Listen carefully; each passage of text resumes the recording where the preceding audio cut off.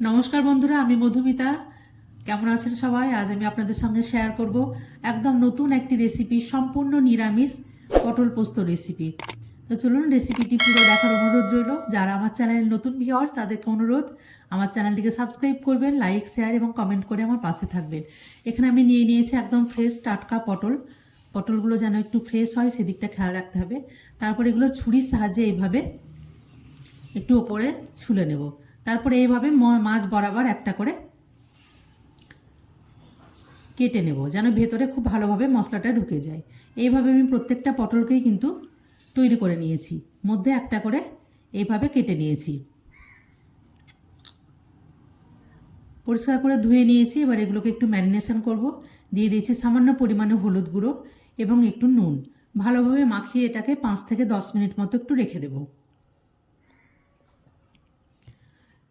কোনো রকম পেঁয়াজ রসুন ছাড়াই সম্পূর্ণ এই নিরামিষ রেসিপিটি যে কোনো নিরামিষ দিনেও কিন্তু বানিয়ে খেতে অসাধারণ লাগবে। তো এটাকে বানিয়ে আমি একদম 5 থেকে 10 মিনিটটাকে রেখে দেব। এদিকে তেল গরম হয়ে গেছে, তেলের মধ্যে সম্পূর্ণ পটলগুলো দিয়ে দিয়েছি। তারপর এটাকে মিডিয়াম আঁচে রেখে একটু হালকাভাবে ভেজে নিতে হবে, যেন পটলগুলো ভাজার সময়ে অর্ধেকটা সেদ্ধ হয়ে যায়, সেদিকটা খেয়াল রাখতে হবে।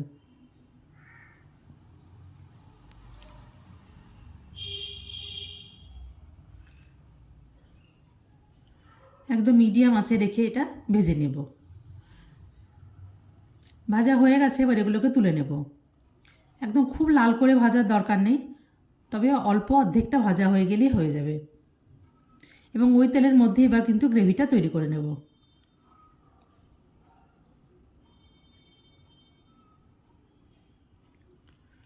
দিয়ে দিয়েছি একটু কালো জিরে ফোড়ন এবং পরিমাণ মতো একটু হলুদ গুঁড়ো। হলুদটা তেলের মধ্যে দিলে কিন্তু খুব ভালোভাবে রং চলে আসে। হলুদটা দিয়ে একটু ভাজা ভাজা করে নেব। এদিকে আমি একটা মশলা কিন্তু মিক্সিতে তৈরি করে রেখেছি আগে থেকেই।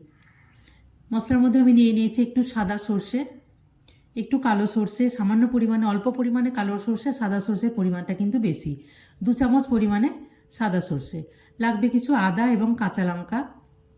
আর আমি এখানে নিয়েছি প্রায় 3 থেকে 4 চামচ পরিমাণ পোস্ত। সবগুলোকে একটু লবণ দিয়ে খুব ভালোভাবে মিক্সিতে একটু জল দিয়ে পিষে নিতে হবে। এবার এই সম্পূর্ণ মশলাটা কিন্তু তেলের মধ্যে ঢেলে দেব।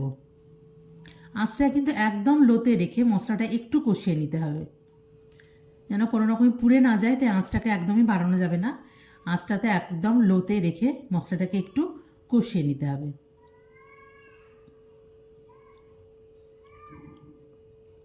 সামান্য পরিমাণে জল দিয়েও কষানো যেতে পারে, তবে খেয়াল রাখতে হবে যেন বেশি জলের পরিমাণ না হয় এবং আঁচটা যেন একদমই বাড়ানো যায়, নইলে কিন্তু পুড়ে গেলে সর্ষের টেস্টটা একদম নষ্ট হয়ে যাবে। দিয়ে দিলাম এখানে পরিমাণ মতো একটু লবণ এবং রান্নাটা যেহেতু নিরামিষ তাই মিষ্টি মিষ্টি করার জন্য সামান্য পরিমাণে চিনি।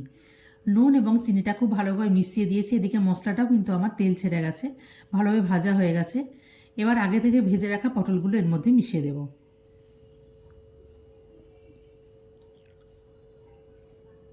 পটলগুলোকে মশলার সঙ্গে একটু ভালোভাবে মাখিয়ে নেব। যেহেতু এখানে সর্ষে এবং পোস্ত দেওয়া আছে তাই খুব ভালোভাবে আর বেশিক্ষণ ফোটানোর বা মশলাটা ভাজার কিন্তু একদমই প্রয়োজন নেই। এখানে এবার পরিমাণ মতো আমি একটু জল ঢেলে দেব। এখানে বাটি ধোয়া যা মিক্সি ধোয়া যে সর্ষের জলটা ছিল পোস্তর, সেই জলের পরিমাণটা আমি এখানে 1 কাপ মতো এখানে ঢেলে দিয়েছি। আপনারা যদি চান গ্রেভিটা একটু বেশি বাড়াতে, সেক্ষেত্রে কিন্তু জলটা একটু বেশি দিতে হবে।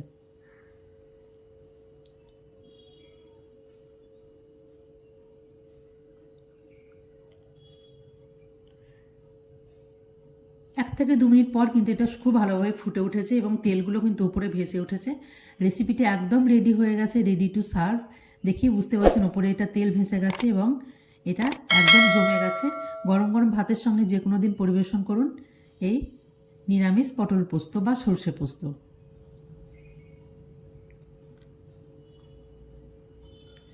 খেতে কিন্তু অনবদ্য লাগবে গরম গরম ভাতের সঙ্গে। দুপুরবেলা যে কোনো পোলাও বা ফ্রাইড রাইসের সঙ্গেও রেসিপিটি কিন্তু দারুণ লাগবে, তবে গরম ভাতের সঙ্গে কিন্তু দারুণ লাগবে। ওপর থেকে এভাবে একটু গ্রেভি ছড়িয়ে দিলাম এবং রেসিপিটি কিন্তু একদম রেডি।